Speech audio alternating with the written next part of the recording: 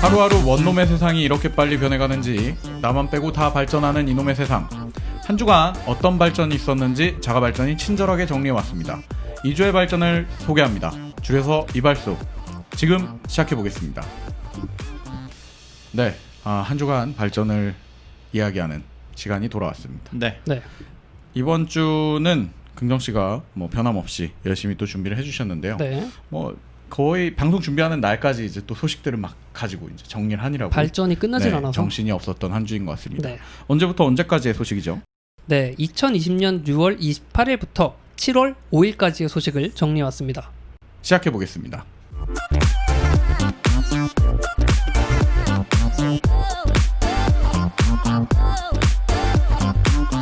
인터넷에서 논란이 되고 있는 iOS 14의 클립보드 논란. 인터넷에 보고된 바에 의하면 틱톡을 포함한 53개 앱이 사용자의 클립보드를 계속해서 훔쳐보고 있었다는 소식입니다. 이에 대해 링크드인은 클립보드에 접근하는 것은 사실이지만 이는 소스코드상의 문제이며 수정한 앱을 곧 배포하겠다고 밝혔습니다. 과연 진실은 무엇일까요? 네, 여러분의 비밀번호는 무엇인가요? 키프로스의 아타 학실이라는 학생의 연구에 따르면 온라인에 유출된 10억 개의 비밀번호를 분석한 결과 700만 개 이상의 비밀번호가 123456이라는 비밀번호로 밝혀졌습니다. 10억 개의 비밀번호 중 고유한 비밀번호는 단 1억 6,900만 건이며 나머지는 모두 중복되는 비밀번호였다고 하는데요. 여러분의 비밀번호 안전한가요? 기상청에 따르면 앞으로 10분간의 강수량을 확인할 수 있다고 합니다. 기상청의 초단기 강수 예측 정보인데요. 기존의 1시간 단위에서 10분 단위의 강수량 정보를 변경해 강수 시작과 종료 시점, 강수가 강해지고 약해지는 변화를 세분화해서 제공한다고 밝혔습니다. 다만 이 정보는 날씨 알림이 앱과 기상청 날씨누리 홈페이지에서만 확인할 수 있다고 하네요. 경기도에서 버스를 이용할 때 교통카드를 단말기에 대지 않고 요금을 결제하는 태그리스 자동결제 시스템을 10월 중에 일부 노선에 도입할 예정이라고 밝혔습니다. 또한 2023년부터는 마치 하이패스처럼 지하철에도 태그리스 개찰구가 도입될 예정이라고 하는데요. 한국에 처음 오는 사람들에게는 무료 승차로 보일 수도 있을 것 같습니다. 카카오와 네이버에 이어서 네이트도 연예뉴스 댓글 서비스를 종료합니다. 효용 가치가 없다는 판단입니다. 그리고 카카오는 댓글란의 단점을 보완하기 위해 뉴스 댓글의 기존의 추천순 댓글이 아닌 임의의 순서로 보여주는 방식을 채택한다고 밝혔습니다. 악성 댓글에 대한 제재 조치 반갑습니다. 이제부터 인터넷과 TV 결합 상품 가입자가 회사를 바꾸면 자연스럽게 기존 가입 회사의 서비스가 해지됩니다. 더 이상 일명 해지 방어팀과 실랑이를 벌일 필요가 없어지는 것입니다. 일부 통신사는 해지를 요구하는 사용자에게 70번 가까이 전화를 하기도 했다는데요. 이제는 걱정 말고 자유롭게 옮겨 다니세요. 일본 편의점 패밀리마트는 오는 2020년까지 전 매장에 원격 제어 로봇을 비치할 것으로 보입니다. VR 단말기를 통해 원격으로 제어하는 로봇으로 고질적인 인력난을 해결하기 위해 투입하는 것입니다. 혹시 무인 편의점은 어떨까요? 네, 애플 기기는 서로 자유롭게 파일을 주고받는 에어드롭이라는 기능이 많이 사랑을 받고 있는데요. 구글이 이 에어드롭과 비슷한 기능인 니어바이 쉐어를 테스트하고 있다고 밝혔습니다. 앞으로는 안드로이드 사용자들도 사용자 근처에 안드로이드 기기 간 사진이나 영상 같은 미디어 파일이나 링크, 메모 등 다양한 정보를 무선으로 주고받을 수 있을 전망입니다. 게임 전문 메신저 디스코드가 일반 메신저로 방향을 전환했습니다. 그리고 카카오는 기업용 업무 협업 메신저를 준비 중인데요. 각자 출발점과는 달리 다른 분야로 뻗어가는 모습 정말 보기 좋네요. 네, 한 주간 소식들 잘 다뤄본 것 같습니다. 네. 먼저 하나씩 얘기해볼까요? 그 디스코드에 대한 얘기로 시작을 한번 해보겠습니다. 네. 디스코드는 아망도 엄청 열심히 쓰시죠? 네, 저는 디스코드를 네. 사실 디스코드가 게임 전문 메신저로 출발을 했잖아요. 네네. 그러면서 이제 저 배틀그라운드나 네. 리그 오브 레전드 이런 게임들을 할 때 많이 사용을 했었는데 네. 사실 그 게임들에 이미 그 음성 채팅 기능들이 있어요. 그쵸, 다 배틀그라운드 있고 들어있죠. 롤도 있고 다 있는데 네. 그럼에도 불구하고 디스코드를 쓰는 그런 매력들이 있단 말이에요. 네네. 뭐 디스코드 자체에 그런 어떤 메신저 자체에 들어있는 밈이라든지 네. 아니면 뭐 이런 음성 대화 간의 품질이라든지 네. 이런 것들이 워낙 좋기 때문에 특히 네. 모바일에서 PC 사용자들과 자유롭게 이제 음성 채팅을 된다는 게 되게 매력적이라고 생각을 했는데 네. 왜 굳이 이거를 게임용으로만 쓸까? 네. 사실 저는 이제 회사 이제 동료 직원분들이랑도 뭐 네. 동물의 숲이라든지 이런 게임들을 할 때 네. 디스코드를 많이 사용을 했었는데 네네네. 너무 편하니까 이거를 회사 메신저로 썼으면 좋겠다 그런 생각도 많이 했었거든요. 그 디스코드만의 어떤 특장점을 하나 꼽자면 뭐가 있을 것 같아요? 일단 음성 그 대화의 품질이 굉장히 깨끗합니다. 그리고 음. 하나의 서버라고 하는데 네네네. 그 서버 안에서 음. 여러 가지 게임들이라든지 일단 네. 대화 주제에 따라서 네. 텍스트로 나누는 채널 그리고 음성 대화 채널 이렇게 네네. 나눠서 마음껏 쓸 수 있고요. 음. 그리고 내가 지금 어떤 상태인지를 네. 자동으로 표시를 해줘요. 그러니까 예를 들면 지금 이 뭐 아망드라는 사용자는 네. 리그 오브 레전드라는 게임을 하고 있다. 이런 것들을 표기해주기 때문에 네네. 이 게임 전문 메신저라고 일단 표방을 하고 있지만, 그러니까 어떻게 보면 그 니치 마켓을 잘 찾은 거죠. 그러니까요. 게임이라는 그 틈새 시장을 네. 잘 비집고 들어갔는데 거기서 이제 자리를 잡았으니 오늘 가져온 소식은 이 디스코드가 네. 우리가 굳이 게임만 할 필요 있을까?라는 생각을 하게 된 것 같아요. 근데 사실은 저는 좀 이게 소식만 봐서는 네. 게임이 아닌 뭔가로 이제 전향을 했다라고 네. 할지언정 어떤 뭔가 그런 공격적인 액션을 취할 필요가 있는지 아니 할 게 있는지가 좀 의구심이 들거든요. 전향을 했다는 게 어떤 면이 이제 본인들의 전향을 의미하는 걸까요? 지금까지 사실은 네. 나온 내용들을 보면은 뭔가 게임을 벗어나서 네. 뭔가 새로운 걸 더 하겠다 뭐 이런 얘기보다는 네. 자 지금까지는 마케팅 타겟을 게이머들한테만 했었어요. 네네네네. 그리고 제휴도 뭐 오리진이랑 제휴를 맺는다. 네. 뭐 이런 식으로 제휴를 계속 맺어왔는데 앞으로는 이제 이 태그라인조차 그러니까 슬로건조차도 말이 통하는 나만의 공간이라고 이제 새로 지었다고 해요. 예. 그게 무슨 뜻이에요? 그러니까 디스코드 자체를 어떤 말이 통하는 메신저로 만들겠다 이거예요. 네. 그러니까 음성 채팅에 조금 특화를 시키겠다. 특화를 시킨 새로운 메신저. 그 카카오는 말을 못해 뭐 이런 건가요? 그런 거지. 비꼬는 거지. 약간 근데 제가 느꼈던 것 중에 제가 디스코드를 저는 자주 쓰진 않지만 네. 그 쓰면서 느꼈던 딱 한 가지의 차이점은 일반적인 그 기존에 있던 채팅 메신저 툴을 생각을 해보면 네. 항상 텍스트 기반의 채팅이 기본으로 골자를 하고 네. 그 안에 이제 보이스톡이나 이런 것들은 언제나 이벤트처럼 그렇죠. 벌어지는 일인 거잖아요. 근데 이제 디스코드는 좀 다른 게 방을 만들 때 이건 음성용이야 혹은 이건 텍스트용이야를 나눠서 그냥 음성에 들어가면 그때부터는 자연스럽게 음성인 맞아요. 거고 거길 나가면 자연스럽게 텍스트인 거고 이런 식으로 그 경계가 좀 모호하다고 느꼈었거든요. 그리고 이미 뭐 게임을 통해서 디스코드가 익숙해진 사용자들이 이번 이 그 전염병 사태로 인해서 야 너 음성 채팅 프로그램 뭐 써? 했을 때 딱 생각나는 게 뭐 줌도 있고 뭐 네. 구글 행아웃도 있고 이러지만 야 그냥 디스코드로 쓰던 걸로 쓰자. 제일 편하니까. 디스코드로 쓰니까 편하더라. 음. 그러면서 디스코드가 원래는 사용자 인원 제한이 뭐 이제 사용자 제한이 엄청 적었었는데 이걸 네. 늘렸어요. 그리고 이 화면을 같이 공유하면서 보는 기능도 있거든요. 네. 그래요? 왜냐면 게이밍 그 특화 메신저다 네네네. 보니까 예를 들어서 은 실장이 하는 게임에 훈수를 준다거나 그렇죠. 이런 것들이 가능하잖아요. 그렇죠. 근데 이런 것들이 이제 업무용으로 사용도 가능하겠죠. 뭐 PPT를 같이 본다거나 맞아요. 이런 것들을 쓰기에는 되게 괜찮은 솔루션이 아닌가. 네. 저는 뭐 업무도 게임의 일환이다라고 생각을 한다면 그게 되게 괜찮은 서비스라고 생각을 했거든요. 다만 이게 뭐 여타 다른 메신저에 비해서 인프라가 그만큼 넓지 않았다 보니까 네네. 뭐 서버의 품질이 좀 떨어진다거나 그러니까 사용자가 몰렸을 때 네네네. 그러니까 일반적으로는 별로 없는데 뭐 이런 경우가 있어요.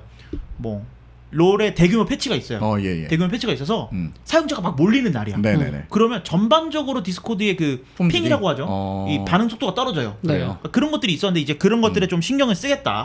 그런 얘기인 것 같습니다. 그러니까 내부적으로 뭔가 이제 손질을 좀 하겠다. 네. 이제 그 게임 외적인 사용자들도 사용하는데 무리가 없게끔 우리가 공격적으로 이제 내부적으로 관리를 한번 해보겠다. 그렇죠. 이렇게 볼 수 있겠군요. 저는 디스코드를 한 번도 안 써봤어요. 네. 계정도 없거든요, 사실. 정말요? 왜냐면 저는 게임을 할 때 다 혼자 네. 하는 것만. 맞아요. 외로운 친구니까요. 네. 그래갖고 혹시, 어떤 느낌인지 감이 잘 오지 않는데 네.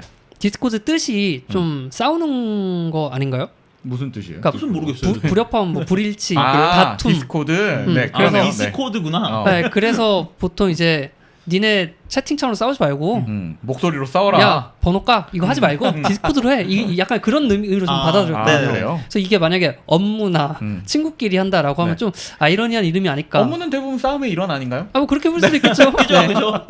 네. 아무튼 뭐 디스코드의 이런 행보는 뭐 고민해야 될 게 좀 많을 거예요. 이미 뭐 내부적으로 그렇게 관리를 하더라도 금정 씨 말대로 이름도 있지만 사실 아이콘이나 버튼의 형태 이런 느낌이 업무용으로 만들어진 소프트웨어하고는 약간 거리가 있지 않습니까? 근데 이미 디스코드가 만들 때 네네네. 슬랙을 많이 참고해서 만들었거든요. 그래요? 근데 딱 슬랙을 쓰셨던 분이라면 디스코드가 되게 익숙하실 거예요. 학습이 필요 없어요. 네, 그래서 특히 뭐 IRC라든지 네네네. 이런 것들을 쓰셨던 분들은 디스코드가 되게 익숙하실 텐데 이 그렇기 때문에 약간의 그러니까 지금 아이콘 같은 게 약간 조이패드 모양이고 이렇잖아요. 이런 것들을 약간만 고친다면 뭐 업무용 메신저로서의 그 손색이 지금 없다.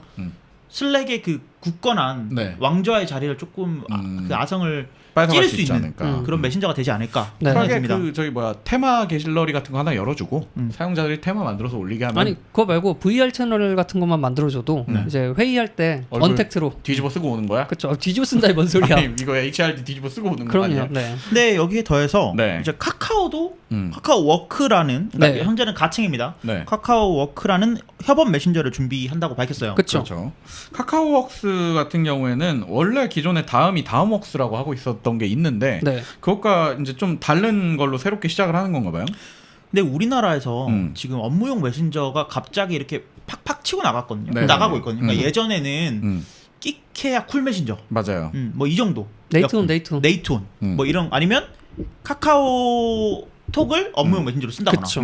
이런 경우가 많았는데 네네. 사실 워라벨이라는 단어가 생기면서부터인 것 같아요. 왜 내 카카오톡을 업무 시간 외에 자꾸 일을 시키느냐. 그렇지. 그러니까 이러면서 약간 거기에 대한 필요성이 강조가 되기 시작한 것 같은데 첫째로 나온 게 이제 해외에서 이미 많이 쓰고 있던 슬랙. 네. 맞아요. 그리고 이제 여기에 대한 대항마로 국내판 슬랙이라고도 불리는 잔디. 잔디. 이런 서비스들이 지금 비즈니스용 메신저로 많이 사랑을 받고 있는데 네. 여기에 더해서 이제 네이버가 하고 있던 네이버 웍스가 라인웍스로 바뀌면서 맞아요. 이제 막 치고 나가죠. 치고 나가고 있고 음. 거기에 더해서 뭐 이제 카카오도 우리도 질 수 없지 하고 이제 나가는 것 같아요. 근데 맞아요. 카카오는 이미 카카오 아지트라는 게 네. 네네. 이제 비즈니스용으로 우리가 이걸 바꾸겠다라고 음. 했다가 좀 어영부영 맞아요. 소리 소문 없이 슬슬 내부에서 사라지고 써요. 있죠. 내부에선. 아 내부에서 쓰고 근데 있어요. 제가 이거 혼민정음 같은 거야. 재밌는 얘기를 들었어요. 혼민정음 같은 거네. 재밌는 얘기를 들었어요. 뭔데요? 카카오 다니는 직원분한테 네네. 카카오는 메신저 뭐 쓰냐? 네. 카카오톡을 쓴대요. 네. 그래서 카카오 친구가 5,000명이래요. 아니 그게 분리가 좀 돼야 되는 거 아니에요? 그러니까 뭐 내부적으로는 분리가 돼 있겠지만 네. 이제 입사를 하는 순간 뭐 지금 확실한 얘기는 아닙니다. 네네네네. 근데 그래서 자기는 카카오톡 친구가 엄청 많다고 그 얘기를 하더라고요. 그래서 네네네. 되게 무섭거든요. 근데 그런 것들을 위해서라도 카카오 내부에서 쓰는 그런 메신저만을 쓰기 위해서라도 약간 만들 요런, 필요가 있겠어요. 필요성이 있지 그 않을까. 제가 출발점이 다른데 다른 분야로 간다고 말을 했잖아요. 네. 근데 사실 카카오는 맨 처음으로 만든 서비스 카카오 아지트예요. 그 맞아요. 카카오톡은 그 이후에 원래 카카오 아지트는 그냥 그 카카오톡에서 있는 지금 밴드 같은 거 아니었어요? 네이버 밴드 같은 거? 아니 아지트가 먼저고 네네네. 이후에 아지트가 잘 안 되니까 부흥시키라고 카카오톡을 만든 거야. 아 그래요? 근데 이제 주객 전도가 돼서 네. 지금은 카카오가 카카오톡을 시작으로 봐도 될 것 같아요. 근데 이제 아까 말씀해주신 것처럼 좀 구분을 해야 된다 뭐 이런 말씀을 해주셨는데 네. 라인웍스랑 비교를 해볼게요. 라인웍스는 대기업보다는 네. 중소기업을 대상으로 많이 합니다. 그렇죠. 주 타겟 모델이 그렇게 되어 있죠. 그렇죠. 근데 반해서 카카오는 지금 MOU 맺은 데를 먼저 넣을 거라고 하는데 네. HMM 그러니까 구 현대상선, 네. 교보생명, NH투자증권 그리고 뭐 사업 제휴를 맺은 뭐 365MC 병원, 이랜드, 네. 경동택배, LG전자, 삼성물산 이런 대기업이야. 큰 것들이 많네. 그러면은 진짜. 네. 쓰는 방법이 아예 다를 거란 말이야. 그렇죠. 그렇죠. 그리고 이 사람들이 이걸 어떻게 쓰겠어? 결국 카카오톡처럼 쓰지 않겠습니까? 그렇겠죠. 네. 그래서 좀 이게 굉장히 걱정이에요, 사실. 아 잘못된 문화가 뿌리 내릴까봐.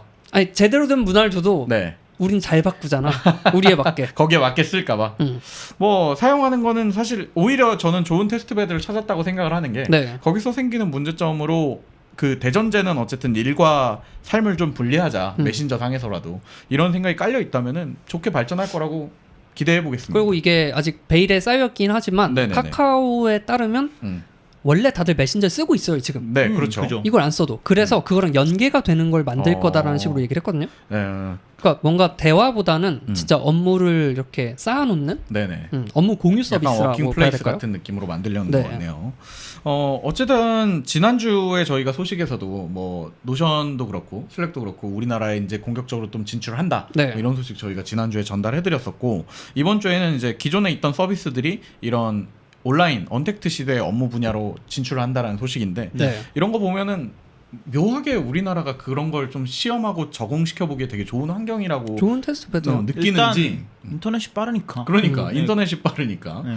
되게 쓸 게 너무 많아서 오히려 고민하게 되는 그런 환경이 되고 있는 것 이제 같습니다. 실리콘밸리 말고 서울이 되겠죠. 아, 서울입니까? 네. 네, 알겠습니다. 어쨌든 상요밸리. 이렇게 나오는 서비스들 올 때마다 저희가 소식으로 다시 전달해드리도록 하겠습니다. 네. 네. 다음 소식으로 넘어갈게요. 넘어갈게요. 네, 이번에는 상호 간에 또 뭘 주고받는 거에 대한 소식입니다. 네. 애플은 사실 뭐였지? 에어드랍. 에어드랍. 음. 네, 에어드랍이요. 네. 저 되게 자주 쓰거든요. 에어드랍 자주 쓰는데 이름을 몰라요. 순간 생각이 안 났어요. 어쨌든 뭘 드랍한다는 거죠. 애플 기기 간에 네. 진짜 애플 기기를 쓰는 이유라고도 할 수 있을 것 같아요. 그쵸. 맞아요. 애플 기기 간에 뭐 맥이나 아이패드나 음. 아이폰이나 이게 파일 전송이 워낙 자유로우니까 네네네네. 그냥 예전에는 이걸 봉주르라는 걸로 이렇게 잘 맞아요, 맞아요. 감싸서 했었다고 했었는데 하죠. 네. 이제 이게 에어드랍으로 바뀌면서 되게 사용성이 높아졌어요. 네. 그러면서 뭐 내 폰에 있는 사진이라는 동영상 이런 거 얼마든지 맥에 케이블 없이도 그러니까 사실은 저는 이 주 환경이 제 기계들 간의 파일 전송이 너무 편하다는 게 제일 장점이거든요. 네. 네. 그러니까 사실 파일뿐만 아니라 뭐 내가 지금 방금 컨트롤 C 해서 긁은 텍스트도 그거는 이제 에어드랍의 영역 바뀌죠. 근데 에어드랍이 하니까 뜨던데요? 거기에 에어드랍. 긁은 거를 네. 에어드랍으로 보내는 거지. 보낼 수가 네. 있더라고. 그러면 텍스트 파일로 생겨. 네, 맞아요, 맞아요. 그러니까 뭐 네네. 이런 것들. 그러니까 내가 미처 생각하지 못했던 것도 에어드랍이 뜨길래 눌러봤더니 이렇게 보내주는구나. 뭐 이런 것들을 잘 만들어 놓은 걸 보면은 되게 그 내 개인적 디바이스 안에서 쓰는 경우들이 많긴 한데 네. 지인들끼리 그걸 쓰는 일들은 거의 없지 않아요? 있죠. 있어요? 그냥 그 은실장한테 뭐 좀 네. 보내줘요 하면 뭐로 보내줄 거야? 뭐 카카오톡, 뭐 슬랙 뭐로 보내줄 거면 에어드랍 보내요. 왜냐면 에어드랍으로는 손실이 없어요. 손실이 그냥 없다? 원본 그대로 가니까. 카카오톡으로 보내거나 이러면 뭐 라이브 포토로 찍은 것들이 없어져요. 네, 화질이 좀 저하되거나 네. 뭐 이럴 그리고 수 있죠. 이거를 카카오톡 서버로 올린 다음에 그걸 다시 다운받는 거잖아. 그렇지. 근데 에어드랍은 원리가 뭐냐면요. 블루투스랑 와이파이가 켜져 있어야 되는데 블루투스 LE 일단 그 선이 없는 방송 한번 하시지 않았습니까? 그렇지. 선 네. 넘는 방송에서 나왔었죠. 네. 블루투스 LE를 통해서 주변에 있는 기기를 탐색을 해요. 네네. 그래서 에어드랍을 키면 주변에 뭐뭐 있다 뽕뽕 네네. 뜨죠. 그러면서 그 유저를 선택을 하면 갑자기 와이파이 다이렉트라는 기술로 네. 파일을 전송해요. 그러니까 1대1로 주고받는 거지. 그러니까 사실 그 기술을 전부 다 감춰놓고 그냥 순식간에 몇 가지 기술을 써서 파일을 주고받는 거군요. 네, 그 이름만 에어드랍인 거지 그래서. 네, 애플이 잘하는 거죠. 네, 잘 그렇죠. 짬뽕해서 자기네들 것처럼 보이게 하는 것. 근데 와이파이 다이렉트 속도가 엄청 빠르거든요. 네. 그래요? 그래서 애플 기기를 쓰는 사람들끼리는 야, 너 아이폰 써? 그럼 보내줄게. 하는데 이걸로 옆에서 하지. 이제 안드로이드 폰 쓰시는 분들은 약간 네. 나는 그런 기능이 없죠. 있긴 있어요. 있죠. 있긴 있어요. 네. 뭐 갤럭시 빔 뭐 이런 네, 것들이 네, 있긴 네. 한데 빔 뭐야? 안드로이드 빔 뭐 이런 것들이 있긴 한데 일단 많이 쓰이지 않죠. 그렇죠. 그러다 보니까 좀 그런 뭐 부분에 있어서 약간 소외되는 것들이 있었는데 네. 안드로이드 기기가는데 이런 게 되면 좋겠다라고 네. 많이들 생각하셨었는데 구글이 드디어 요거를 이제 테스트하고 있다는 소식이 네. 들려옵니다. 이름은 니어바이 쉐어. 쉐어예요. 네. 네. 그러니까 근처 공유라는 뜻. 그렇지. 한글로 그렇게 번역돼 있으면 얼마나 무섭겠어요. 근처로 공유 요 네. 정도로 하겠지 뭐. 이게 근데 한 발 많이 늦었다는 느낌을 좀 받습니다. 사실 네. 에어드랍은 이미 수세대 전에 iOS부터 이미 쓰고 있던 기능들이었는데. 근데 사실 늦었다라기보다는 네네. 마케팅에 못했죠. 있었어요. 있었- 네, 계속 있었는데. 있었어요. 뭐 안드로이드 빔, 뭐 네. 갤럭시 빔, 뭐 이런 것들 많았는데 네. 이것도 비슷한 그리고 와이파이 다이렉트라는 이름으로 공유하는 것도 이미 있었어요. 있었죠. 근데 사용자들이 와닿지 못하게 만들어놓는 거는 구글의 잘못. 네. 기술 이름을 쓰면 뭔지 얼굴 더더욱이 못하겠어. 또 기기 간에 각 브랜드마다 또 파편화가 돼 있으니까 네. 기본적으로 안드로이드 기능이 있는데 또 켜보면은 좀 밑으로 내려보면 뭐 삼성 쉐어도 또 있고 뭐 그거랑 LG 폰이랑은 안 되잖아. 그렇지. 그러니까 이런 것들이 생기면서 사용자들이 이런 기능이 있구나라는 걸 좀 현실적으로 와닿지 않았던 것 같은 생각입니다. 카카오톡이 더 편한데 왜 이걸 써? 그쵸. 라는 그렇게 생각이 되는 거죠. 들게 만드는 정도의 서비스였죠. 네. 근데 이제 니어바이 쉐어가 그러니까 에어드랍이랑 비슷한 거예요. 맞아요. 에어드랍이랑 비슷한 건데 안드로이드 기기 안에 네. 되는 거죠. 그래서 구글이 이걸 만들고 있다. 네. 그래서 다음 차기 버전의 iOS에서 안드로이드에서 지원을 할 거고 요거는 이전 버전의 안드로이드 기기들에서도 네. 지원을 하게 만들 것이다. 업데이트를 오. 시킬 것이다. 라고 네. 얘기를 했어요. 그러니까 이들이 얘기하는 건 안드로이드 6 이상의 기기들. 네네네. 안드로이드가 뭐 계속 이제 나오고 키캣 있으니까요. 이런 것들 나왔다가 이제 넘버링을 바꿨죠. 네. 숫자로. 네. 그러니까 안드로이드 6 이상의 기기를 갖고 있으면 거의 모든 안드로이드 폰들은 이제 지원을 하겠다는 뜻이에요. 그렇죠. 네. 5년 전 것까지도 지금 해주겠다는 얘기니까요. 그러니까 안드로이드 폰 쓰시는 분들한테는 새로운 파일 공유 방법이 좀 괜찮은 방법이 생긴 게 아닌가 네. 생각이 듭니다. 물론 실제 나왔을 때 이제 써봐야지 알겠지만은 iOS의 에어드랍 뭐 반만큼만 가더라도 굉장히 만족도가 있지 않겠습니까? 참고로 이 기능이 아직 안 나왔잖아요. 네네. 근데 주고받고 싶다. 네. 혹은 컴퓨터끼리도 에어드랍이나 니어바이 쉐어가 필요하다라고 하실 때는 웹사이트로 그 쉐어드롭.net 이런 데를 들어가시면요. 네네. 같은 그 와이파이 네. 같은 인터넷 상에 있으면 네. 똑같이 전송이 돼요. 아, 그냥 핸드폰에서도 웹으로 들어가면 돼요? 네, 핸드폰 핸드폰에 그냥 있는- 크롬 앱 같은 거 켜가지고. 그렇지. 쉐어 뭐? 쉐어드랍.net 컴퓨터끼리도 되고 뭐 네. 아이폰, 안드로이드끼리도 다 돼요. 아. 웹브라우저를 통해서 됩니다. 전혀 그러니까 서드 파티 서비스인 거죠? 네, 그냥 이것과 웹 서비스예요, 상관없지만 웹 서비스. 서비스인데 쉐어드랍.net. 네, 그러니까 지금 에어드랍이나 니어바이 쉐어 같은 경우는 같은 플랫폼만 되는 거잖아요. 네네네, 맞아요. 이걸 떠나서 보내고 싶으면 음. 여기 써라. 홍보하시는 거예요, 갑자기? 제가 만든 거 아니에요? 좋네요. 네. 어쨌든 이 사실 안드로이드 폰에서 PC로 보내는 게 케이블이 없으면 되게 맞아요. 번거롭거든요. 번거롭지. 그런 서비스를 쓰면 좋을 것 같습니다. 네. 이게 지하철에 보면 에어드랍이 옛날에 한창 유행할 때 그 지하철 만원 지하철 오전 출근길에 이제 더우면 덥다는 짤을 막 이렇게 공유하고 그랬었단 맞아, 말이에요. 맞아. 그냥 비켜. 모르는 사람한테 비켜. 비켜주지 않을래? 점점점 이런 것들 이제 공유하고 막 뭐 그랬었는데. 박진영 사진 보내고. 그러면 이렇게. 이제 그 에어드랍 특성상 실제로 파일은 받지 않더라도 그 알람창이 뜨잖아요. 미리 이런 보기. 게 왔다고. 그걸 이용하는 그런 약간 전쟁 아닌 전쟁 같은 게 있었는데. 테러가 있었죠. 안드로이드도 그게 될련지. 네. 아이폰에서도 그거는 네, 이제 그 막혔습니까? 연락처만 수신하게끔 만들어 그렇죠. 놓으시면 옵션을 그런 바꿔놓으면 것들은 되죠. 그런 것들은 피하실 수 있으니까요. 네. 알겠습니다. 네. 파일 공유 방법에 대한 얘기를 잠깐 했고요. 네. 네, 다음 소식으로 넘어가겠습니다. 네. 일본 소식인데요. 네. 일본 편의점 패밀리마트에 2022년까지 전 매장에 원격 제어 로봇을 비치하겠다. 그렇죠. 네. 근데 이게 재밌는 게 원격 제어, 그러니까 뭔가 자동으로 움직이는 로봇도 아니고 그거를 원격지에서 VR 단말기를 통해서 원격으로 제어하는 로봇이라는 거예요. 그렇죠. 네. 공각기동되네요.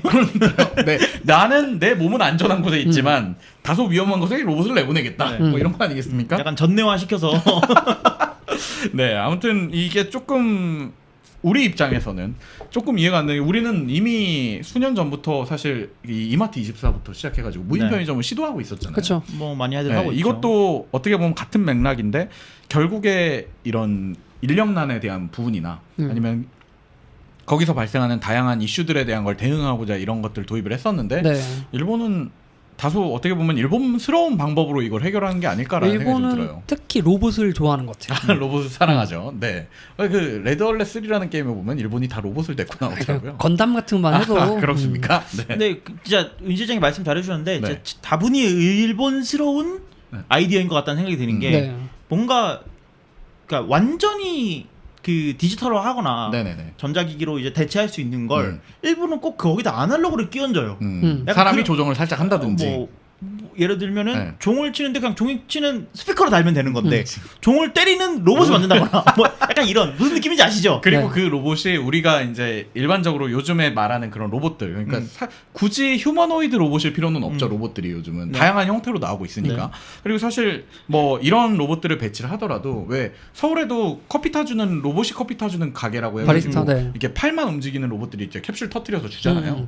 근데 그런 것들처럼 해도 되는데 굳이 이 인간스러운 모습을 한 로봇을 놓더라고.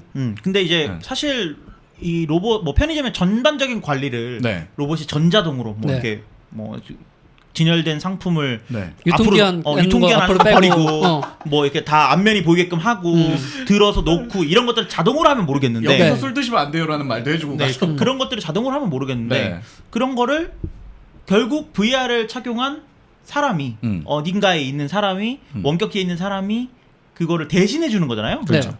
그러니까 사람은 집에 있고 그걸 어떤 행동을 하면 로봇이 그 똑같이 행동을 한다. 이게 무슨 의미가 있나 근데 말이죠. 저는 이게 네. 굉장히 좋은 아이디어라고 생각을 네. 해요. 봐봐, 지금 모든 걸 디지털로 바꾼다고 그랬잖아요. 네네. 그러니까 은 실장이나 안망대가 말하는 건 아날로그인 거를 디지털로 다 바꾸면 되지 왜 아날로그를 대신하는 디지털을 넣냐 네. 라는 거잖아. 만약에 전부 다 로봇으로 바꾸면 그 일자리가 없어져요. 아 그렇죠. 그렇죠. 네. 근데 지금 이 방식은요. 뭐 도쿄에 있는 편의점에 오사카에 있는 분이 대신 일을 할 수 있고 반대로 그냥 뭐 서울에 있는 사람이 일할 수도 있어요. 일자리가 늘어나는 거야. 그렇지.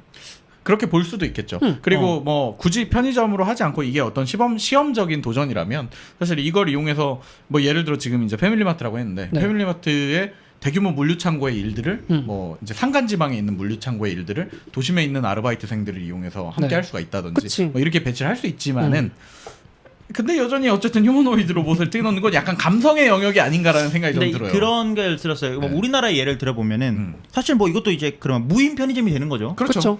근데 뭐 무인이지만 무인 같은 무인 아닌 유인 편의점이죠. 반인. 네.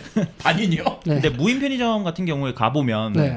그냥 들어가기 전에 어떤 신분증을 통해서 인증을 인증하고. 인증을 한번 합니다. 그리고 인증을 통해서 왜냐면 그 안에 가게 안에 있는 물건이 없어지면 네. 뭐 책임을- 누가 가져갔는지 음. 그런 것들 찾기 위해서겠죠. 전화 그 주민등록증이나 신분증을 찍고 들어가면 그냥 편의점이에요.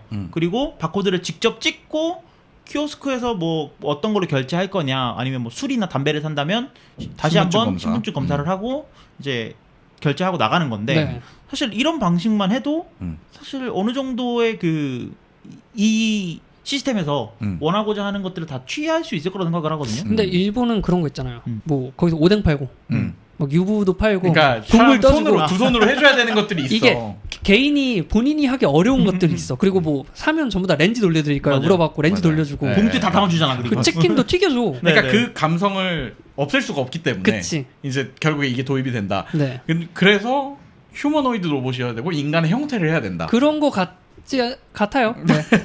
뭐 그렇습니다. 그래서 네. 뭐 네. 우리가 음. 우리 삶에 로봇이 금방 또 들어온다. 음. 그러니까 일본 이걸 했다는 거는 우리나라도 언젠가 이걸 또 시도를 할 거라는 얘기거든요. 그렇죠. 그렇기 때문에 또 우리가 주변 곳곳에 뭐 말씀해주신 네. 바리스타 로봇이라는 이런 거 있긴 하지만 휴머노이드 형태의 로봇이 우리 삶에 들어올 날이 얼마 남지 않았다. 네, 이런 저는 소식으로 보면 될 것 같습니다. 저도 걱정이에요. 이걸 기대하는 게 네. 요새 CU가 보면 뭐 에코프렌들린가 이렇게 네네. 뭐 CU가 녹색으로 된 간판이 붙은 데가 있어요. 네, 네. 맞아요. 그런 데 가면 어묵 팔고 똑같이 그래? 네, 엄청 일본처럼 만들고 일본이랑 다른 거 딱 하나 복사기 없는 거. 아 복사기가 없는 그것 거? 빼고 완전 똑같이 되기 때문에 네. 그 시스템이면 우리가 얼마나 더 개선할 수 있는가 그걸 테스트해보는 지표가 되지 않을까?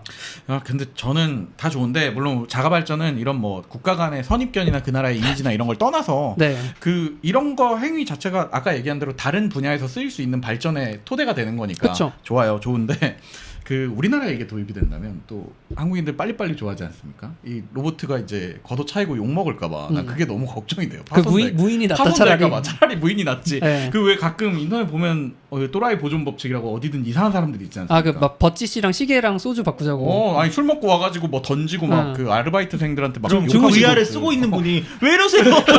그럼 로봇이 거기서 왜 이러세요 이러고 있을 거 아니야. 네.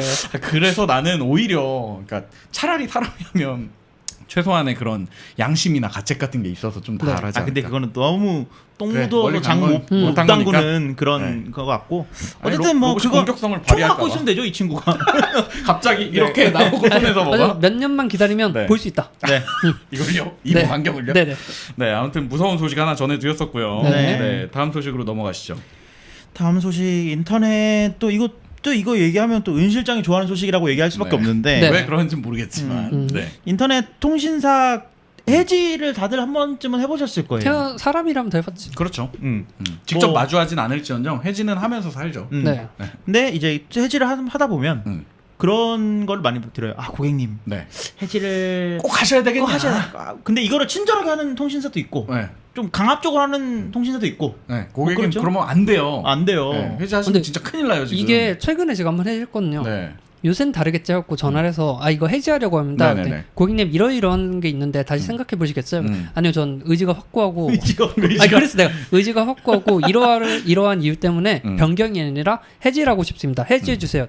아 고객님 근데 제가 정말 안타까워서 그런데 이렇게 하면은 더 절약이 되지 않을까요? 네. 이렇게 한 10번 20번을 말하는 근데 거야. 나름 그건 그 컨설턴트의 영역인데요. 그러니까 나 그거 다 필요 없습니다라고 네. 해서 그래서 제가 너무 안타까워서 계속 이러니까 얼마나 화가 안타까웠으면 그랬겠어. 안 날 수가 없는 거야. 근데 저 같은 경우는 해지할 때가 됐어요. 근데 전화가 왔어요. 네. 그랬더니 상품권을 막 얼마를 주겠대요. 음. 알겠습니다.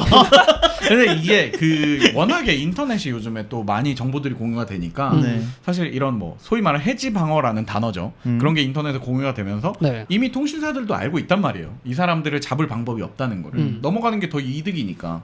그리고 인터넷은 뭐 사용자 편의에 따라서 어디가 좋다 하는 사람들이 뭐 약정에 따라 있을 수도 있지만 네. 통상적으로 그 상품 자체의 질을 막 논하는 사람들이 그렇게 많지는 않잖아요. 그쵸? 그러니까 넘나드는 것들이 자유로워서 아망도 얘기처럼 이 사람이 나갈 때가 됐다 하면 공격적으로 먼저 연락을 해서 이제 방어가 아니라 선방어 같은 느낌으로 약간 공격이 최선의 방어다. 공격을 먼저 들어오는 거지. 거부하기엔 너무 큰 돈이었다. 7만 원 어때? 이런 느낌으로 해가지고. 네. 예, 알겠습니다. 그렇죠. 네. 아니 근데 7만 원 거의 10배 되는 돈이었어요. 70만 뭐 네, 거의- 상품을 몇 개를 쓰고 있길래 그런 돈을 불법 쓰는 아닙니까? 거의 50만 원 돈을 받았거든요. 신고해야겠네. 네. 그러니까 그 거부하기엔 너무 큰 돈이었습니다.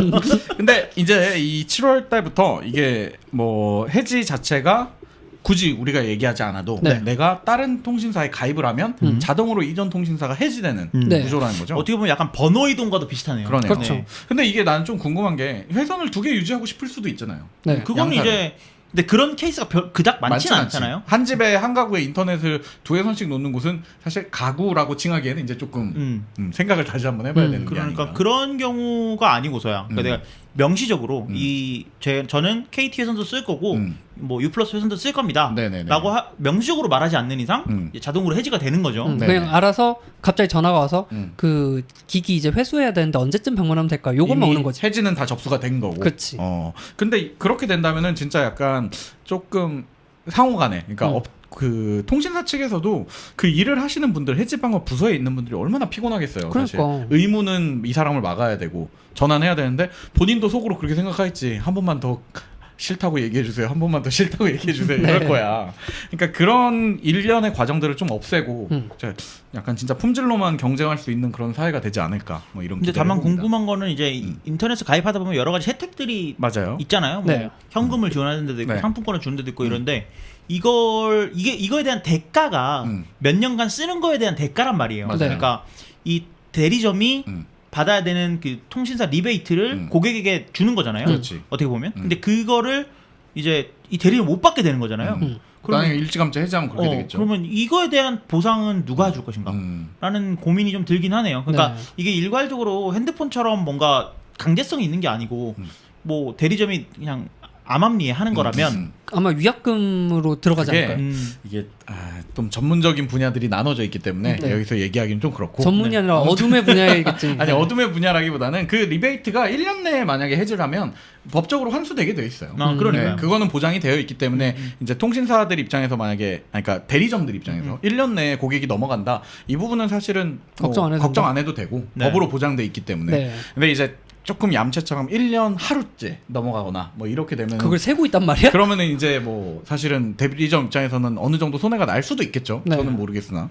그러니까 근데 이런 부분들을 사실은 이 아까 얘기했던 대로 그 리베이트 문화나 이런 것들이 번호 이동이라고 얘기해 주셨잖아요. 네네. 잘 얘기해 주셨던 것처럼 번호 이동 형태가 되면 아마 또 체제가 내부에서 바뀔 거예요. 네, 그래서 시간이 지나 보면 또 그 어둠의 경로들이나 뭐 이런 것들이 아니 이렇게 잘하는데 공청회 왜 안 갔어? 공청회 어디요? 가서 말을 해줘야지 이런 거 바꿀 때. 공사가 다 망해서 그런 데 갈 알겠습니다. 일이 없습니다. 알겠습니다. 많이 바빠요. 네.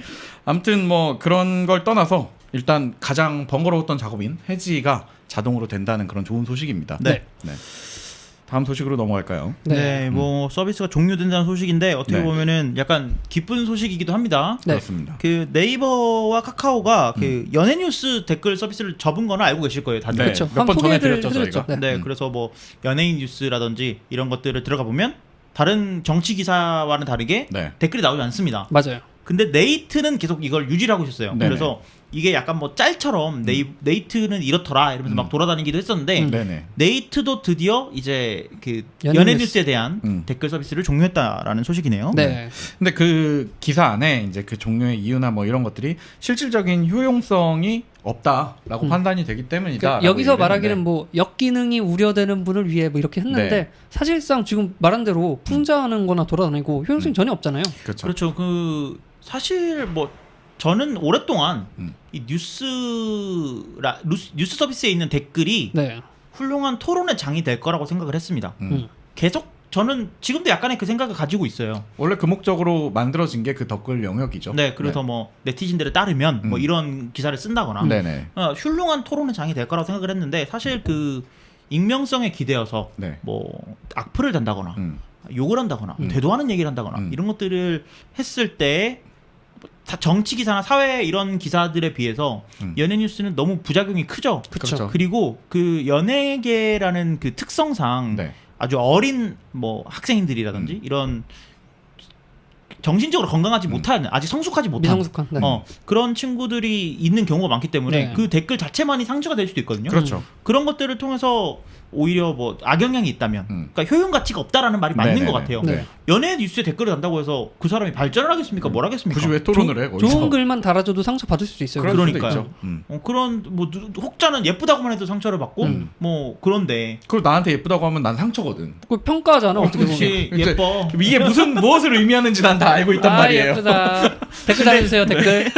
근데 이제 이런 것들처럼 이제 효용어치가 없다는 판단이 정확한 것 같아요. 저는. 네. 맞습니다. 그리고 이미 네이트나 카카오에서 하고 있는 네이버나 카카오에서 하고 있는 그 댓글 연예 정책이 연예 뉴스 댓글 정책이 네. 이미 효과를 발휘하고 있다는 게 그쵸. 눈에 보이기 때문에 네이트도 따라갈 수밖에 없을 것 같아요. 더불어서 카카오는 아까 얘기한 대로 연예 쪽은 아예 댓글이 이제 기능을 막았지만은 네. 그 외에 다른 뉴스들 칸에서도 이제 댓글을 기존의 방식처럼 이제 뭐 추천수나 이런 걸로 보여주는 게 아니라 네. 랜덤으로 그걸 보여주는 걸로 제재를 했어요. 네, 그러니까 이게 추천이 없어지는 건 아니거든요. 네네네. 그러니까 이게 랜덤으로 그냥 아무 글이나 썼는데 올라가진 않고요. 네네. 추천을 10개, 20개, 네. 100개 받았어. 음. 그래도 셋 중에 하나가 보여요. 그러니까 추천 받은 것 중에 하나. 임의로 등장을 그치. 한다는 거죠. 그러니까 이게 어떻게 보면은 기존에 카카오가 했던 연예 쪽 뉴스 댓글을 없앤 거에 연장선으로 다른 좀 문제가 되는 요소들을 한번 막아보겠다 하는 그쵸. 시도네요. 저는 뭐 네. 근데 사실 없앴으면 없앴지. 애매하게. 랜덤으로 보여주는 게 이게 효용 게임이야? 이것조차 효용 가치가 있을까? 아 네. 이것도 막말로 악플이 추천을 많이 받으면 상단으로 올라가는 거잖아. 그럴 수도 그러니까요. 있지. 이게 효용 가치가 있을까? 근데 뭐 정치면을 보자면 또 그 나름대로의 어떤 비판이나 이런 것들이 있을 수 있기 때문에 네. 정치면 댓글은 토론의 여지가 있다고 저는 생각을 해요. 네. 그렇기 때문에 근데 워낙 그 많은 댓글 중에서 누가 그걸 토론을 하겠냐마는. 맞아요. 그냥 자기 생각 싸놓고서 이제 나가는 경우지. 근데 그런 것은 그런 것들이 좀 전 도움이 됐으면 좋겠어요. 그 미국 우리나라 말고 우리나라는 유난히 게시판 형태의 댓글이 좀 많이 맞아요. 달려 있지만 네. 스레드로 대화를 좀 나눌 수 있다면은 네네네네. 거기에 토론이 좀 이루어질 수 있지 않을까. 주제 한 한 가지. 사람이 네. 주제를 하나 발제하고 네. 그 사람이 거기 밑에 더덕글 달듯이 이제 댓글을 달기 시작을 하면 네. 그리고 완벽한 실명제가 이루어져야 된다. 만약에 토론을 위해서라면 그게 좀 필요하죠. 인터넷 실명제 찬성하십니까? 저는 뭐 반쯤 찬성. 그러니까 아니 어디 있어? 인터넷 실명제는- 인터넷 실명제를 왜 찬성을 하냐면 인터넷 실명제에 거기에 제 이름 세 글자가 들어가는 건 싫어요. 싫지만 1인 1아이디 정책은 해야 된다. 저는 이렇게 생각을 합니다. 그러면 뭐 어떻게 보면 아망드 생각대로라면은 다양한 곳에서 다 인터넷 실명제를 할 필요는 없지만 네. 최소한의 이런 논쟁의 장에서는 꼭 반드시 실명제가 필요한 공간이 있을 수도 있다. 네. 뭐 이렇게 센터 볼 수 깔아. 있겠군요. 아, 네. 알겠습니다. 벌써 수년 전부터 이런 댓글 부분을 이제 청정하게 만들려는 어떻게 보면 포털사들의 시도들이 좀 계속 있는데 네. 그게 이제 좋은 결과로 보이고 있기 때문에 이런 것들이 너도 나도 하고 있는 거 아니겠습니까? 네. 그리고 뭐 요즘은 그 팩트 체크도 다 자동으로 되지 않습니까? AI 뭐 기술 이런 맞아요. 것들을 이용해서 몰라요. 저는 어떻게 만드는지 모르겠습니다. 네, 우리가 만든 게 네, 아니니까. 저는 그런 쪽 개발은 모르기 때문에 네. 어쨌든 근데 그런 것들을 이용해서 뭐 그러니까 기술을 이용해서 이런 것들을 해결했으면 좋겠지. 뭔가 제재나 뭐 하면 안 돼. 이런 것들을 위해서 막는 건 이제 조금 그만해도 되지 않나? 그런 생각이 들어요. 너무 쉬운 댓글 칸을 방법이죠. 없애는 것도 굉장한 기술들 아니겠습니까? 그죠? 그 네, 지우는 거 얼마나 개발을- 어렵겠어요. 그렇죠. 만들어 놓은 걸 지우는 거 굉장한 용기가 필요하죠. 맞아. 이거 화가 많이 나죠, 네. 개발자들이요. 지우라고 이거? 이거요? 네, 다음 소식으로 넘어가겠습니다. 네. 이번에는 그 발전 소식입니다. 교통수단 소식이죠. 네. 네. 그 경기도가 버스를 이용할 때 이제 태그리스 음. 결제를 도입을 하겠다라는 소식이에요. 근데 네. 태그리스라고 하면은 터치하지 않겠다라는 그치. 거잖아요. 터치하지 않고 요금 결제를 어떻게 한다는 건지 조금 상상이 안 됩니다. 얘기를 그러니까 좀 해주시죠.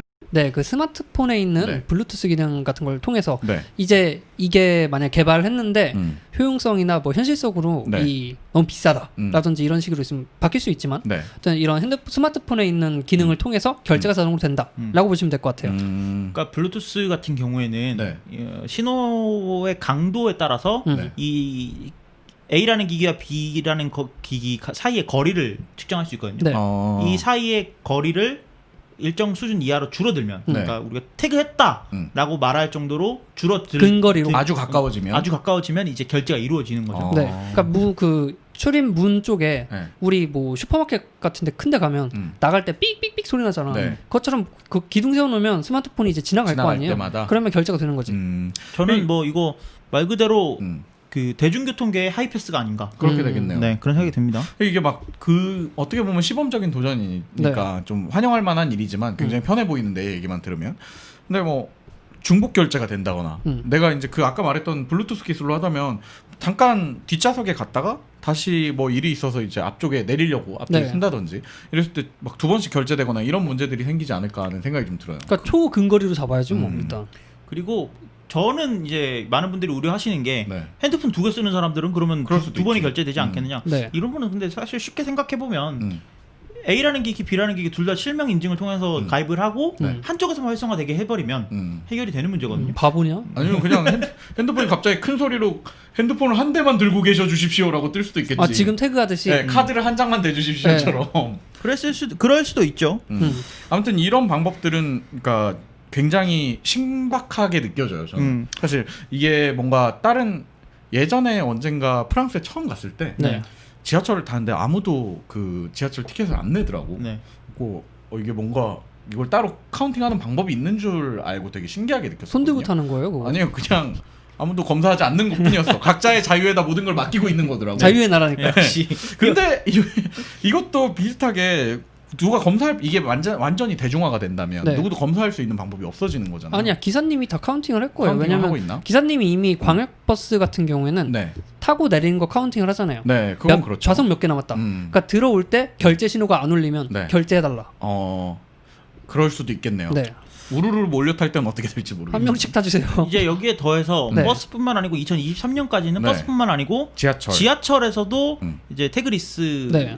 개찰구를 도입하겠다라고 했어요. 이건 이제 언택트의 한 일환으로 네. 그렇죠. 도입이 되는 건데 음. 그러니까 얼마 안 남았어요. 2023년이면 그렇죠. 2년 뒤에요. 이미 2020년도 절반이 갔기 때문에 네. 이게 제가 알기로 2018년에 테스트를 했는데 네. 약간 그래요? 시범조였고 네네네. 준비는 하는 거였는데 지금 언택트다 뭐다 해서 이제 불을 끼얹는 거지. 근데 굉장히 사실은 이거야말로 버스 쪽은 여러 가지 문제점이 좀 상상이 되는데 지하철은 도입이 잘 되고 정착만 잘 되면 많이들 이쪽 라인을 통해서 이제 왔다 갔다 하는 일들이 생기지 않을까라는 생각이 좀 들어요. 사실 저는 지하철을 탈 때 음. 그 항상 지갑에 카드가 많아서 네. 한 장만 대주십시오. 한 빼서- 장만 빼서 그래서 내야 빼서 되는구나. 하는 게 너무 귀찮았거든요. 네네. 네. 근데 이게 이제 도입이 되면 얼마나 편할까. 그런 근데 생각이 얘는 이제 스마트폰으로 가기 때문에 또 어떤 스마트폰을 사용하냐에 따라 좀 다르겠죠. 네. 그렇겠죠. 아이폰은 안 된다. 뭐 이런 얘기 카드 있을 쓰면 된다. 그리고 또 이게 시간이 지나면 이제 세대 간의 디지털 갈등으로 또 느껴질 그렇죠. 수도 있겠어요. 거고. 그건 이제 또 저희가 지난주에 소개해드렸던 네. 디지털 포용 정책을 통해서 해결을 해주지 않을까. 해결을 해주지 다 않을까. 교육을 해드릴 뭐 겁니다. 이런 네. 느낌으로 아무튼 뭐 발전 간만에 또 네. 우리나라가 발전하는 소식을 기분 좋게 전해드릴 수 있어서 좋은 것 같습니다. 네, 뭐 여기 들어보면 아이폰도 뭐 교통카드가 된다. 뭐 이런 삑이라고 하죠. 삑 카드를 붙이면 된다. 뭐 이런 네. 얘기들이 있는데 사실 이쪽이 더 효용 가치가 있고 현실 가능성이 더 높기 때문에 네. 뭐 스마트폰에 대한 차별은 없지 않을까. 기술적으로 보면 아이폰도 문제 없이 될 수 있는 네, 부분은 가능할 것 아닙니다. 같습니다. 네. 그 뭐 제가 보기에는 그냥 지하철 타면 그때부터 한 칸 갈 때마다 요금이 나 좀씩 올라가. 나가는 식으로 아예 네. 그 바로 결제되는 식으로 진짜 무섭다. 그게 낫지 않을까? 네, 아무튼 신박한 정보입니다. 실제로 네. 채용되면 뭐 운이 좋다면 저희가 한번 좀 테스트를 해볼 수 있지 않을까요? 네. 네. 다음 소식은 기상청 소식입니다. 네. 네. 기상청에서 앞으로 이제 10분 단위의 강수량 정보를 좀 확인할 수 있다는 소식을 전해왔어요. 네. 근데 기상청이 사실 한동안 뭐 요즘은 어떤지 모르는데 한동안 좀 인터넷상에서 약간 놀림거리가 되고 있지 않았었습니까? 어떤? 뭐 오후 것도 못 맞춘다. 아. 뭐 며칠 뒤 것도 못 맞춘다. 그거 뭐 전통 장마도 아닙니까, 못 맞춘다. 뭐 이런 지금 얘기도 바깥에 창문 바깥에 있는 상황도 못 맞춘다. 그렇죠. 예, 뭐 기상청 안에서도 기상청 밖에 있는 날씨를 못 맞춘다. 창문이 없나 보지. 뭐 이런 얘기들이 막 이렇게 있었는데 네. 무슨 말이냐 하는 느낌으로 지금 우리는 10분 뒤 것까지 다 맞출 수가 있다. 네. 이런 소식을 전해왔어요. 근데 이걸 뭐 어떤 기술적인 그런 기능을 네. 도입해서 이렇게 발전이 된 건가요? 이게 정확하진 않아요. 네. 근데 지금까지 우리는 그 영국에서 사용하던 네. 기상 관측 모델을 썼거든요. 아, 네네네. 근데 작년부터 해갖고 그러니까 지금까지 만들어 온 게 그 비만이 모는 나라? 킴이라는 이름으로 네. 한국형 모델을 만들었어. 아, 그래요? 네, 그러니까 작년부터 이제. 작년까지 계속 만들었고 이제 네네네. 도입을 하는 거지. 그래서 이 킴 때문인지 네네네네. 아니면 뭔가 또 다른 기술을 넣은 건지 이건 잘 모르겠지만 네네. 내부적인 거니까. 근데 이제 기상청에서 어쨌든 이걸 공표한 바에 의하면 네. 최근부터는 새로운 모델을 사용해서 날씨 관측을 하고 있었다는 거네요. 그렇죠. 기존까지 해외에서 쓰던 날씨 관측 모델을 쓰고 있었다는 것도 지금 처음 알긴 했는데. 그렇죠. 근데 이거 뭐야 자관절 초창기에 제가 기상청 얘기하면서 말했어요. 아, 그래요? 응? 그때 산란하게 까지 않았어요, 기상청? 찾아보십시오. 네. 아무튼 박수 칠 만한 소식이네요. 그러면요. 그렇죠. 네. 이게 지금 비단 그냥 뭐 10분 뒤에 알려준다는 걸 떠나서 네. 우리나라의 관측 모델이 생겼다는 것도 의미 있는 것 같습니다. 이거랑 이제 비슷한 게 미국에서 다크스카이라는 서비스가 있었어요. 네. 네. 이게 네. 뭐예요? 여기도 이제 그냥 어두운 날씨 알려주는 하늘. 서비스. 근데 어두운 하늘이야? 네. 약간? 근데 왜 이게 좋았냐면 네네네. 여기도 거의 10분 단위로 강수량부터 다 알려줬거든요. 네네네. 근데 이게 애플에 인수가 됐습니다. 정확도가 높았었나 보죠. 굉장히 그렇게? 높았어요. 유료 앱이었어. 아 심지어. 그래요? 와 유료로 정확한 날씨 정보를 준다는 건 좀 매력 있는 것 같아요. 약간. 그래서 저는 썼었는데 네네네. 이게 이제 애플에 인수가 되고 나서 8월부터 안드로이드에서는 이제 내려가요. 아 서비스가 종료돼요? 그리고 반대로 iOS 14에서 이제 위젯에서 네. 미국이랑 뭐 아일랜드 쪽 몇몇 네, 몇몇 나라들은 네. 10분 단위로 강수량을 보여줘요. 아 정말? 그래프로. 우리나라도 그 애플 쪽에서 이제 원한다면 정보를 가져가서 좀 뭐 보여줄 수 있겠네요. 기상청을 이제 뭐 제공을 해준다면요. 네네. 뭐 이게 저는 날씨도 그 머신러닝 기반으로 그 분석할 수 있는 가장 큰 하나의 분야라고 저는 생각을 하거든요. 네. 왜냐하면 그렇겠어요. 그만큼 이제 오래 전부터 통계 데이터를 계속 쌓아왔고, 네네네. 그치. 그러니까 학습할 수 있는 데이터가 많기 때문에 지금 10분 전에 날씨가 뭐 흐릿흐릿했어. 네. 그럼 10분 뒤에는 비가 올 수도 있겠다. 확률은 몇 %겠다. 이런 것들이 이제 머신러닝 기술이 최근 몇 년 동안 비약적으로 발전을 했잖아요. 네. 네. 그래서 이런 것들을 활용할 수 있는 분야가 바로 날씨라고 생각하는데 다크스카이도 그런 것들을 활용해서 계속 사용을 하고 있는 기술 중에 하나고 뭐 기상청에서 이번에 도입한 것도 아마 비슷한 방식이지 않을까 싶어요. 정확한 네. 건 아닙니다. 네. 정확한 건 아니지만 뭐 당연히 이거밖에 없어. 그 방법밖에 없을 것 같기 때문에 아니 뭐 무당을 고용했던지. 자 근데 이제 10분 단위로 날씨 정보를 제공을 해준다고 해요. 네. 그러니까 기존에는 1시간 단위였어요. 그러니까 지금 3시면 맞아요. 4시 날씨만 알 수 있었는데 이제는 3시 10분의 날씨를 알 수 있게 된 거죠. 그렇지. 되게 이제 잘게 쪼개졌기 때문에 계획 같은 거 세우는 거에는 되게 효율적이지 않을까. 그렇죠. 뭐 일단 재밌는 거는 이렇게 공개는 이제 하지만 지금 당장에 원래 기존에 API 공개하듯이 이제 날씨 정보를 주변에 뿌리는 건 아니고 네. 지금은 쓸 수 있는 곳이 이 기상청 날씨 알림이 앱하고 기상청 홈페이지에서만 볼 수 있다고 얘기를 하네요. 맞습니다. 근데 이 두 개가 너무 꼬랐어요. 문제야 그게. 네, 꼬랐어요. 이게 쓰기가 싫게 생겼어요. 그러니까 진짜 내가 꼭 오늘 10분 단위 날씨를 봐야겠다 싶을 때만 가끔 가서 보라는 거지. 그런 사람이 어디 있어? 근데 10분 단위 날씨를 그래 굉장히 말씀을 잘해주셨는데 이거를 누가 써? 라고 생각할 거예요. 왜냐면 1시간 뒤 날씨로 충분하거든 나는. 근데 이거를 어디다 쓸까라고 생각해보면 일단 우주항공 네. 쪽에서는 되게 효율적일 수 있고요. 네. 그다음에 자율주행 자동차들 되게 그렇겠어요. 효율적일 수 있어요. 그래서 앞으로 이런 우리가 쉽게 말해서 4차 산업혁명의 주역들 네네네. 그런 자가 거에 발전이요? 있어서는 데이터가 이렇게 잘게 쪼개질수록 더 효율적인 거겠죠. 서비스를 낼 수 있기 때문에 네. 요거는 앞으로의 기술 발전의 토대가 될 것이다. 이렇게 생각을 할 수 있겠습니다. 바닷가에서 써도 좋겠네요. 네. 네. 또 현업에 종사하시는 분들 중에 이제 날씨랑 직결되어 있으신 분들은 굉장히 이게 큰 도움일 거예요. 네. 비행이라든지 네. 그렇기 네. 때문에 저는 이거는 뭐 지금 어떤 사정에 의해서 이렇게 딱 제한적이어도 빨리 이제 일반화가 돼가지고 많이들 쓸 수 있게 바뀌었으면 좋겠어요. 아마 이 정보가 좀 정확하다라는 평가가 나오면 네네. 오픈되지 않을까. 아직까지는 좀 테스트 모델이기 때문에 그럴 네. 수 있겠군요. 네. 네, 기상청 소식 전해드렸습니다. 네. 네. 다음 소식은 조금 이해가 안 되는 소식이었어요. 비밀번호를 키프로스의 아타학실이라는 학생이 연구했다. 네. 네, 그렇게 따르면 윈 실장은 비밀번호가 뭐예요? 내 비밀번호요? 이걸 물으면 말하던데. 네, 보통. 특정 아니 말할 뻔했어. 머릿속에 순간 딱 지나갔거든요. 네. 왜냐면 뭐 많이들 그러신지 모르겠는데 비밀번호를 대부분 어느 정도는 좀 통일화 시켜놓잖아요. 자주 쓰는 게 있지. 네, 내가 안 까먹기 위해서는 그럴 수밖에 없거든. 그럼. 네. 근데 그러다 보니까 딱 비밀번호 뭐예요 하면 머릿속에 지나가는 이런 넘버들이 딱 있거든요. 네. 근데 이거를 왜 연구를 하시는 거야 도대체? 그러니까 그 유출된 정보들이 떠다니잖아요 인터넷에. 네. 그거 한 10억 개를 가지고 네. 그 분석을 해본 거야 이분. 대조를 한 거구나. 그렇죠. 일종의. 그래서 사람들의 비밀번호는 어떤 패턴을 가지고 있나 뭐 이런 네. 연구를 한 건데 그 10억 개 중에 이제 아까 되게 읽기 힘들었죠. 1억 9,600만 개 정도로 네. 비밀번호가 구분이 돼요. 동일한 것들이 있기 때문에. 네. 아 진짜요? 그래서 한 개 한 개 따져보면 그만큼이고. 엄청 줄어드는 거네 그러면은. 그럼 전부 다 한 9억 개 정도는 이제 중복인 같은 거야. 거라는 거지. 10억 개 유출된 거 중에 9억 네. 개 정도가 그러니까 네. 비슷한 비밀번호를 쓴다든지 그런 거고. 음. 그 중에 700만 개가 이제 1, 2, 3, 4, 5, 6이었다.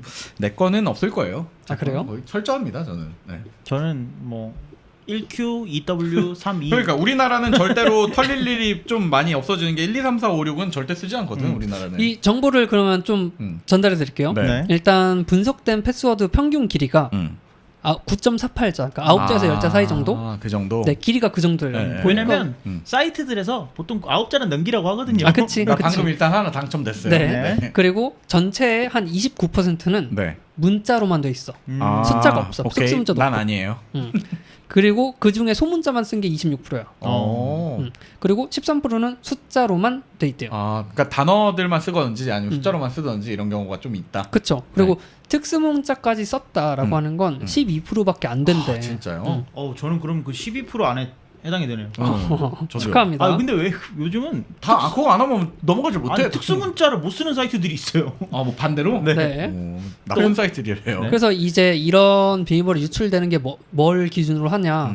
일단 해킹당한 거. 네네. 이제 떠다니는 거 그런 것들 위주고 두 번째는 그 내 비밀번호가 얼마나 강력한지 테스트한 사이트가 있어요. 아, 네. 예, 맞아요. 그래서 써보고 야 난 우주급으로 강하대 자랑하잖아. 네네네. 그 비밀번호가 이제 떠다니는 거야. 의미 없는 거였군요, 네, 그러면. 그럼 내 정보를 판 거예요. 그쵸, 판 거네요. 네, 무료 그런 거 사이트. 하지 마십시오. 그 사이트 나쁘네.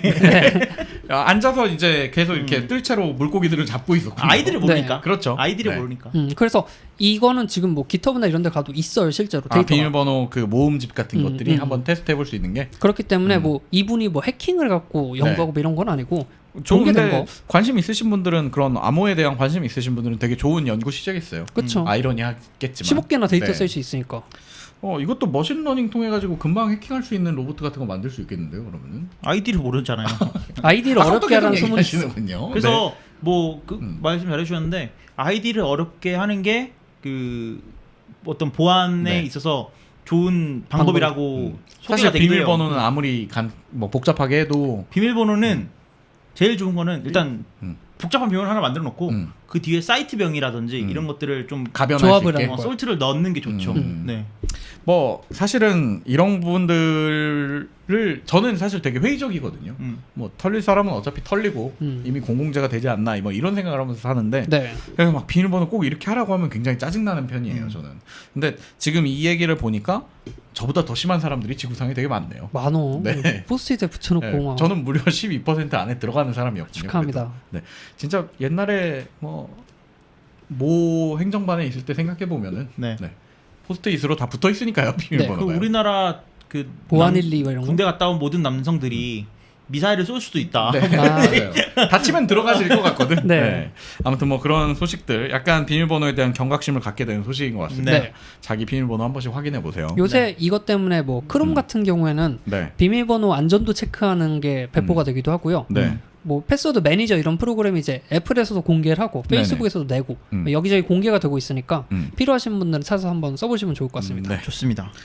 마지막 소식입니다. 그 지난주에 저희가 이제 iOS WWDC에 대한 소식들 전해드리면서 네. 네. 이제 새로운 OS들이 속속 공개가 됐다고 얘기를 했는데 그렇죠. 그러면서 함께 올라온 iOS 14의 이제 클립보드가 논란이 되고 있어요. 좀 어떤 소식인지 얘기를 해주십시오. 네, 뭐 정확히 얘기하면은 iOS 14에 새로 추가된 보안 기능이 이제 논란인 건데요. 네. 그러니까 뭐 iOS 14 클립보드 자체가 문제가 된다는 네. 아니고 어떤 A라는 앱이 클립보드 사용자의 클립보드에 접근을 한다. 네네. 그러니까 클립보드라는 거는 여러분이 컨트롤 C를 했을 때, 커맨드 C에서 복사를 했을 때 잠깐 그 복사한 정보를 어디다가 저장을 해놔야 되잖아요. 그쵸. 그 저장하는 공간을 클립보드라고 하는데 그 클립보드에 접근을 할 때마다 이제 알려주는 그러니까. 이 앱이 네 클립보드에 접근했어 오. 이렇게 알려주는 네네네. 기능을 추가를 했어요. 네. 애플이 WWDC 때 그 네. 개인정보 보안 이걸 강점으로 내세웠잖아. 그래서 그 발표 때는 말을 안 했어요. 네네네. 근데 이런 게 이제 있다라는 거를 이런 게 추가가 된 거지. 그 일환으로. 있었던 거였어. 누가 iOS 14를 깔아보니까 네. 이런 기능이 추가됐더라. 이렇게 나왔는데 음. 일단 문제가 되는 앱들이 한 54개 정도 되는데요. 네네네. 그 중에 대표적인 앱이 이제 틱톡입니다. 네네. 틱톡이 뭐 이제 인스타그램의 대항마 음. 뭐 이런 얘기들을 하는데 많은 분들이 중국에서 만든 앱 이렇게 하면서 많이 꺼려들 하셨는데 네.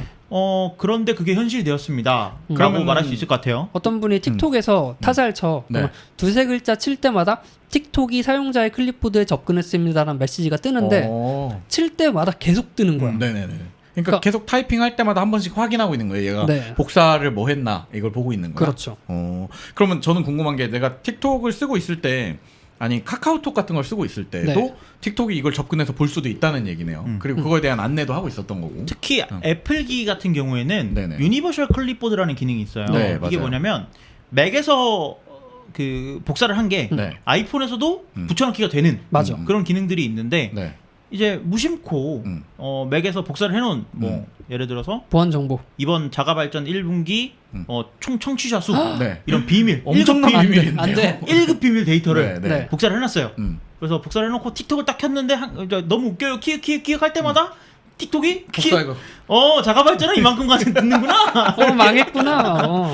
네, 부끄러운 정보를 얼마든지 가져갈 수 있는. 네. 뭐. 근데 이제 그거에 대해서 각 그 아까 53개 정도의 네. 회사들이 소프트웨어들이 다 각자 뭐 그럴 리가 없다. 우리는 이거는 코드상의 문제였던 것뿐이지 실제로 보고 있던 게 아니다.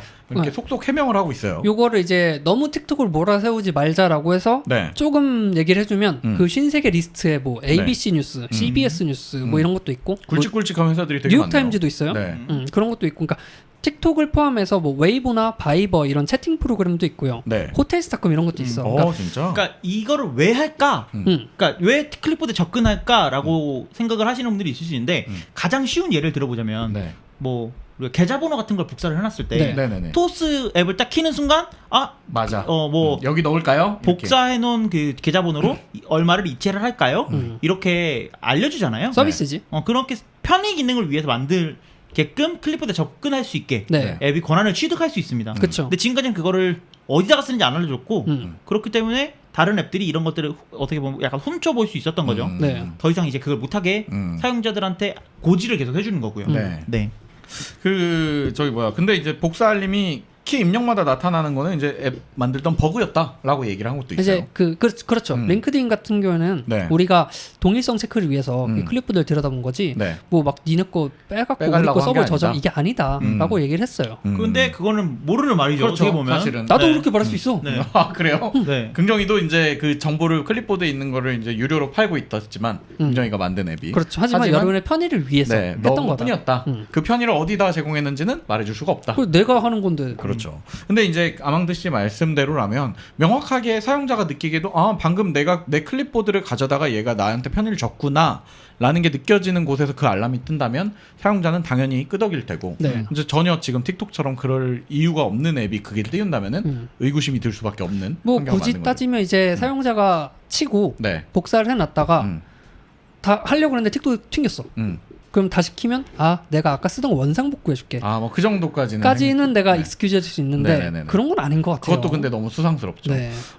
어떻게 보면 이거는 좀 WWDC 이번 WWDC에서 애플이 그 뭐랄까 기업을 낚는 어부가 되지 않았나 뭐 이런 느낌입니다. 그러니까 뭐 많은 분들이 걱정하시는 게 그러면 이걸 제공하는 OS 자체가 뭔가 버그가 있는 게 취약점이 있는 게 아니냐 이렇게 생각하실 수 있는데요. 네. iOS나 안드로이드 iOS 최신 버전에서는 이거를 이제 사용자한테 고지를 주기 시작한 거고 네. 이전 버전에서 이미 하고 있던 걸. 아무 문맥이 없이 아무 컨텍스트가 없이 그냥 앱이 가만히 있다가 클립보드 좀 보자.